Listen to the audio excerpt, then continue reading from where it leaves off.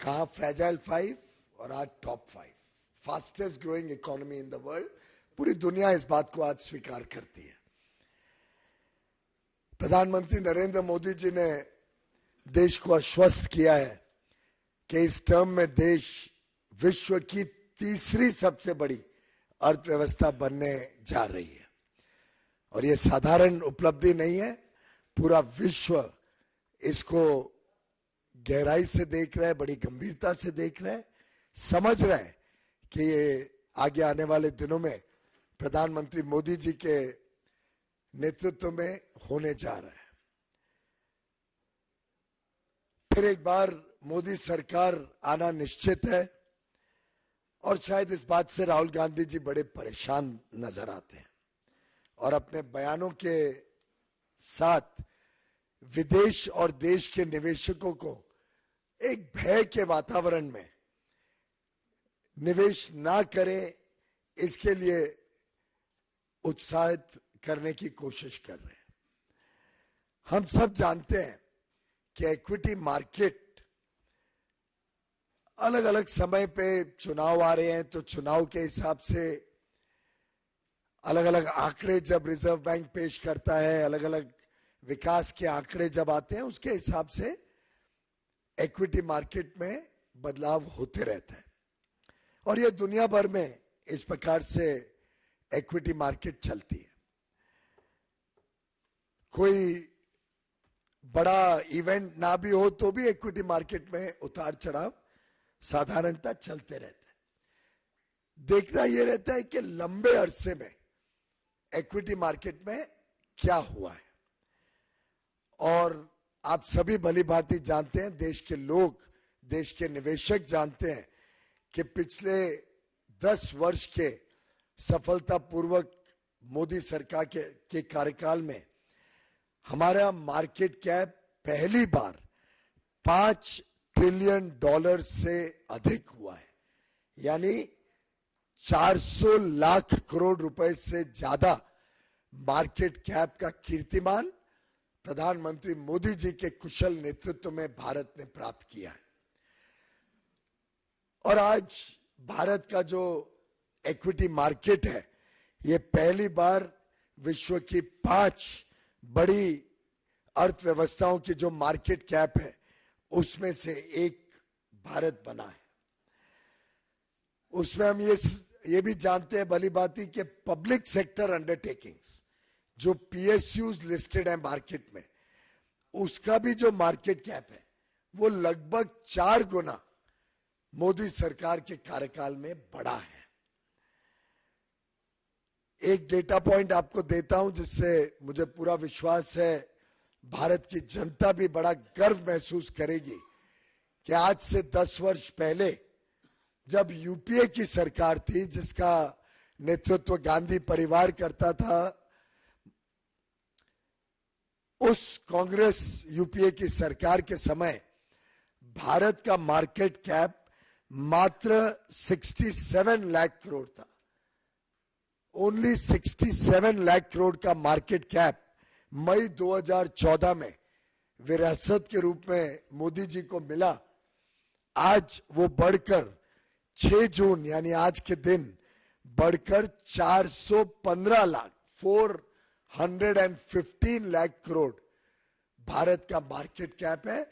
आप सब अनुमान लगा सकते हैं कि ये जो बढ़त 348 लाख करोड़ की बढ़त हुई है 10 वर्ष में, ये जो पिछले 60-65 वर्षों में कुल मार्केट कैप था उससे 5 गुना से ज्यादा बढ़त सिर्फ मोदी सरकार के समय देश ने अनुभव किया है।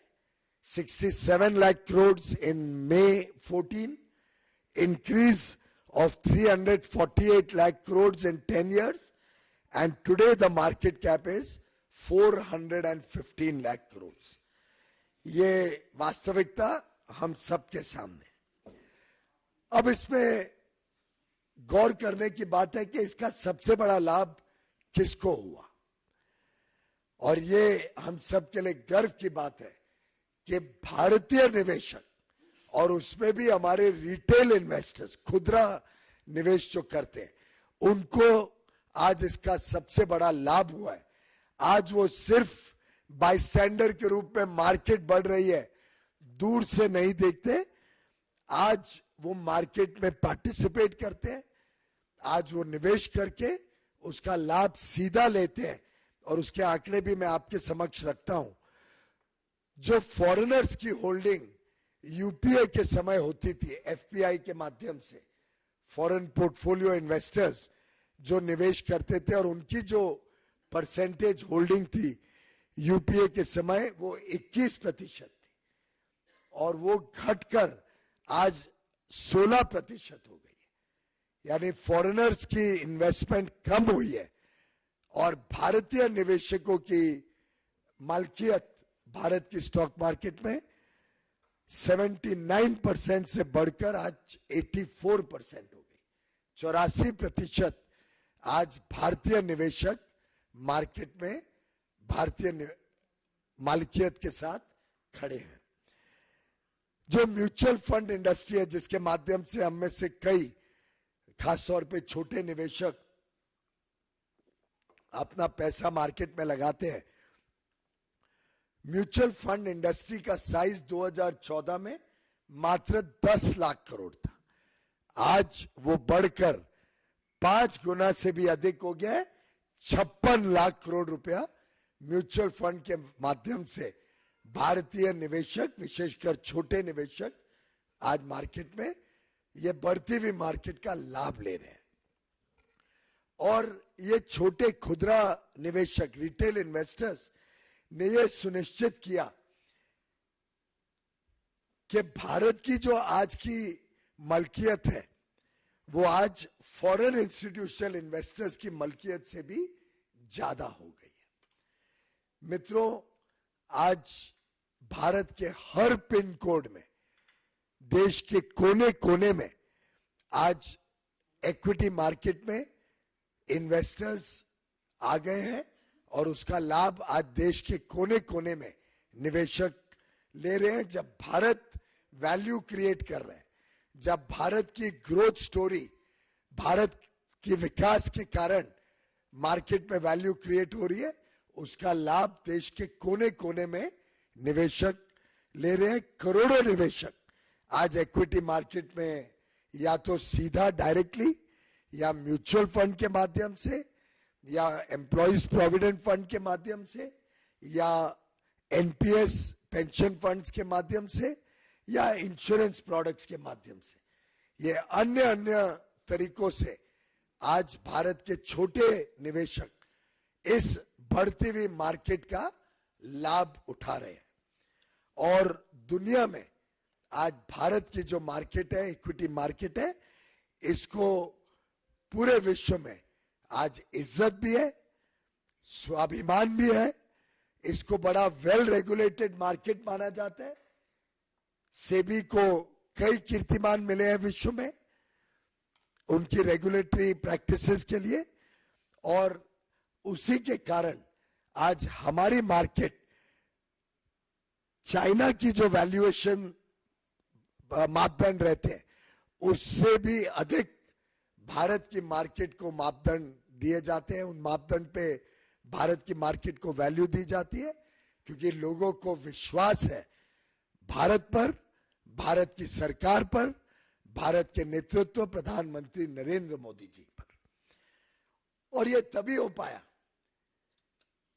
जब एक बड़ा मैच्योर्ड, समझदार और समझदारी से निवेश करने वाला छोटा खुदरा निवेशक मार्केट में बड़े पैमाने पे आए। और देखिए मजेदार बात कि गत दिनों में, 4-5 दिनों में भारत के निवेशकों ने कैसे विदेशी निवेशकों से भी ज्यादा समझदारी बरती और उसका मार्केट का लाभ लिया।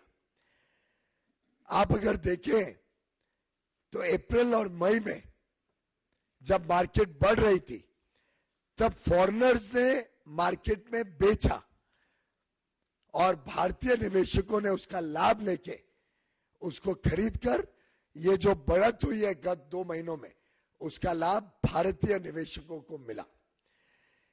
भारत के निवेशक, चाहे वो खुदरा निवेशक हो या डोमेस्टिक इंस्टीट्यूशनल इन्वेस्टर्स हो, जिसका फायदा भी सीधा भारतीय निवेशकों को मिलता है।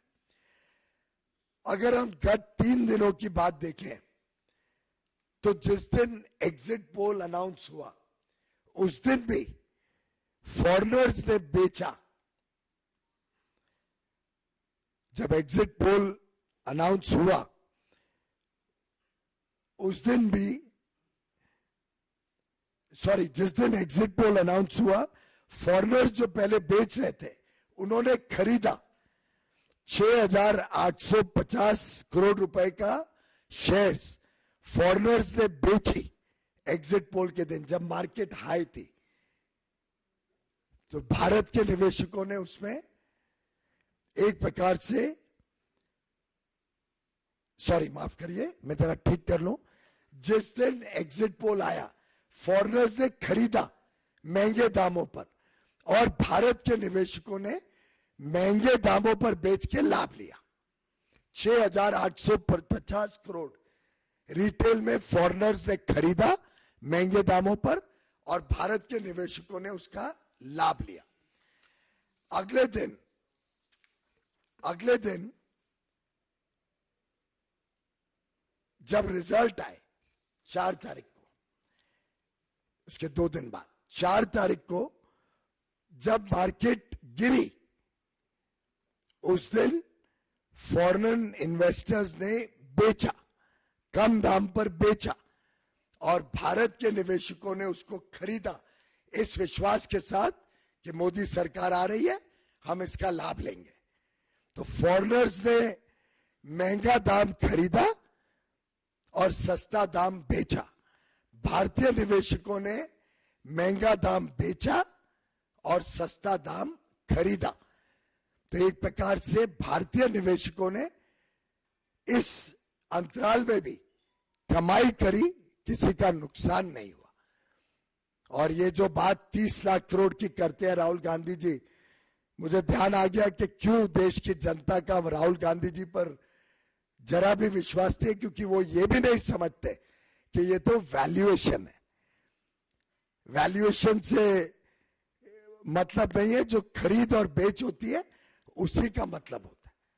और उसमें फॉरेनर्स ने नुकसान पाया, भारत के निवेशकों ने लाभ लिया है।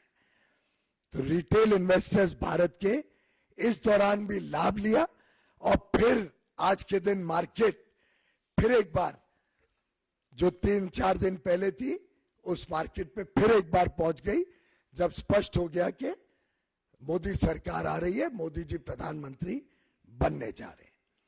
तो मित्रों, 10 साल के मोदी सरकार के सफल काम की वजह से मार्केट में जो हमारे भारतीय निवेशकों ने लाभ लिया, ये बड़ा स्पष्ट है। इस दौरान भी जो मार्केट में उतार चढ़ाव हुआ, इसका भी लाभ भारतीय निवेशकों ने लिया। और मैं समझता हूं यही विश्वास दुनिया का भी भारत के ऊपर है, मोदी जी के ऊपर है। फिर एक बार मोदी सरकार आएगी और पूरे विश्व को यह विश्वास है कि भारत की अर्थव्यवस्था तेजी से आगे बढ़ेगी। अब देखने को मिल रहा है कि अब फिर एक बार भारत की स्टॉक मार्केट भी ठीक है, इस अंतराल में भी भारतीय निवेशकों ने लाभ लिया है। और मैं समझता हूं आज बड़ा प्रश्न जो लोगों के सामने तो ये खड़ा हो रहा है कि जो जो वादे राहुल गांधी जी ने किए थे उसका क्या होगा। आज हम देख रहे हैं कि कई जगहों पर हमारी बहनें, हमारी महिलाएं कांग्रेस के कार्यालय के बाहर खड़ी हैं। कर्नाटक, तेलंगाना, हिमाचल की सरकारों से पूछ रही हैं कि वो जो 1 लाख रुपए प्रति महिला को देने का वादा राहुल गांधी जी ने किया था, अब वो उसको पूरा करे। और जहां जहां पे महिलाएं कांग्रेस से और कांग्रेस की सरकारों से अपना हक और न्याय मांग रही है, मैं उम्मीद करता हूं कि राहुल गांधी जी उसको पूरा करने का काम करेंगे। बजाय के निवेशकों को डराना और ये साजिश रचना कि भारत की उभरती हुई अर्थव्यवस्था पर अनाप शनाप प्रश्न चिन्ह उठाकर लोगों को गुमराह करना। बहुत बहुत धन्यवाद।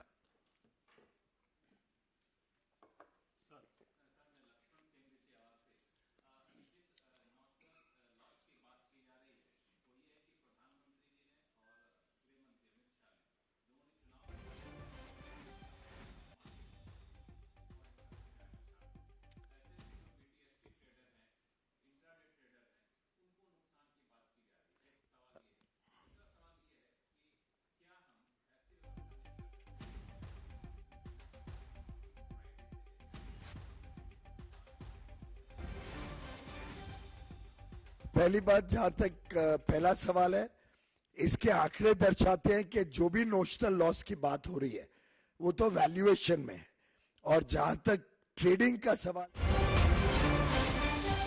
तो बड़ी खबर के साथ हम बुलेटिन की शुरुआत कर रहे हैं। देश की जनता को राहुल गांधी पर भरोसा नहीं है, वो देश को गुमराह कर रहे हैं, भारतीय निवेशकों को गुमराह कर रहे हैं।